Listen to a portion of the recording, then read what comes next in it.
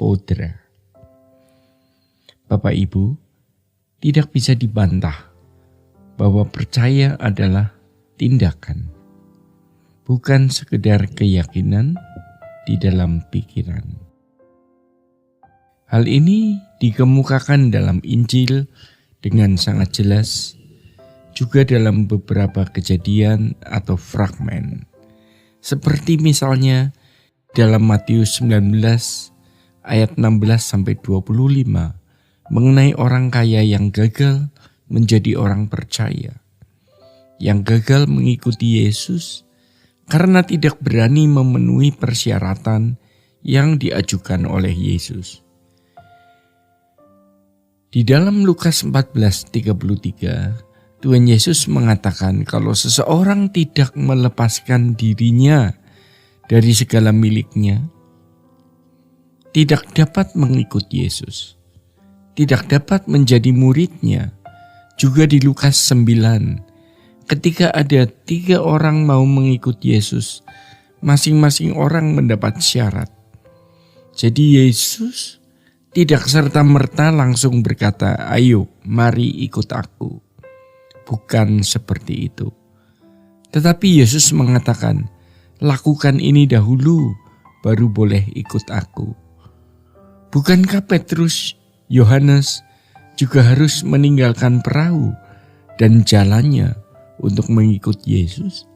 Matius, pemungut cukai yang tadinya bernama Lewi, harus meninggalkan meja cukainya untuk mengikut Yesus.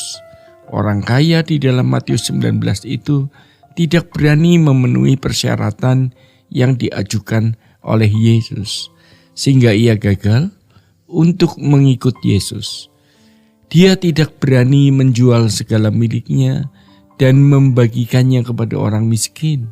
Ini berbeda dengan Zakheus yang memberikan separuh dari hartanya kepada orang miskin. Dan jika ada orang yang pernah dia peras, dia kembalikan 4 kali lipat.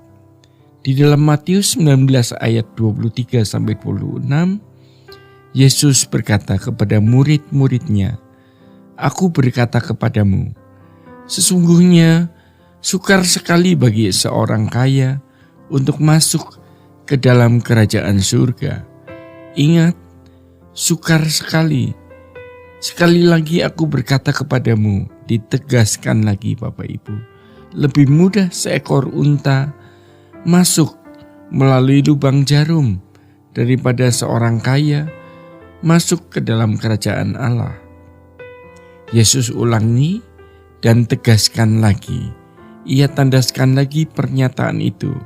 Ketika murid-murid mendengar hal itu, maka sangat gemparlah mereka dan berkata, "Jika demikian, siapakah yang dapat diselamatkan?" Yesus memandang mereka dan berkata, "Bagi manusia hal itu tidak mungkin, tapi bagi Allah segala sesuatu mungkin."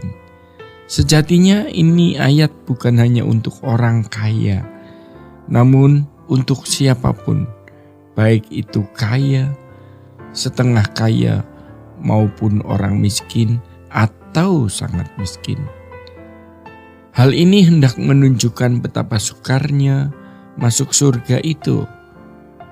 Hampir semua orang juga ingin kaya, termasuk murid-muridnya. Mereka ikut Yesus karena mereka mau mengubah nasib dan berharap Yesus menjadi raja dunia versi mereka yang juga versi manusia pada umumnya. Mereka berpikir kalau mengikut Yesus itu berarti ada jaminan hari tua. Jadi ketika Yesus mengatakan hal itu, maka gemparlah para murid. Gempar berasal dari kata ekspleso yang artinya tercengang, bingung, kewalahan, kagum. Lalu ada satu kata di dalam bahasa Yunani yang tidak muncul di sini, yaitu spodra, ya, yang artinya exceedingly, extremely, greatly, very much. Ya, ekstrim, sangat bingung, sangat kewalahan, sangat heran, sangat tercekam. Kenapa demikian? Karena mereka tidak menduga hal itu.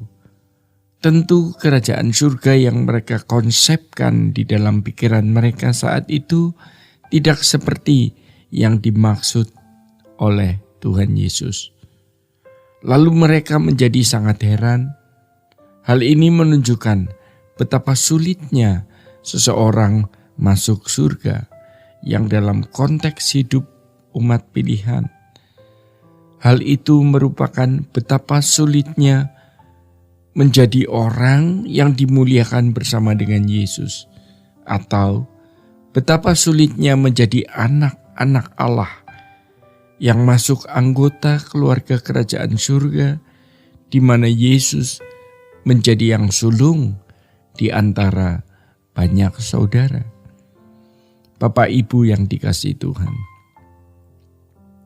Jadi, kalau kita membaca Injil Matius pasal 5, 6, dan 7, Yesus berbicara mengenai kerajaan surga. Dalam hal ini, konteksnya itu bukan hanya masuk surga, namun dimuliakan bersama Yesus. Sayangnya banyak orang tidak tahu ini. Itulah sebabnya Yesus berkata, "Jika hidup keagamaanmu tidak lebih benar dari hidup keagamaan ahli Taurat dan orang Farisi, kamu tidak masuk surga." Itulah sebabnya standar yang dikenakan untuk orang percaya adalah sempurna seperti Bapa.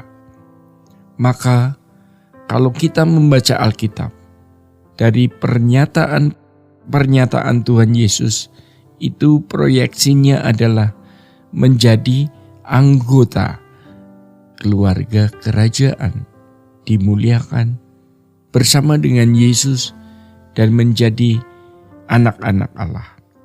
Karena itu, hal ini bukan hanya soal tidak masuk neraka lalu masuk surga. Bukan demikian. Di sini banyak orang salah. Jadi kita jangan punya asumsi yang salah dan mempersepsikan keliru hal masuk surga itu. Pokoknya tidak masuk neraka. Titik. Bukan.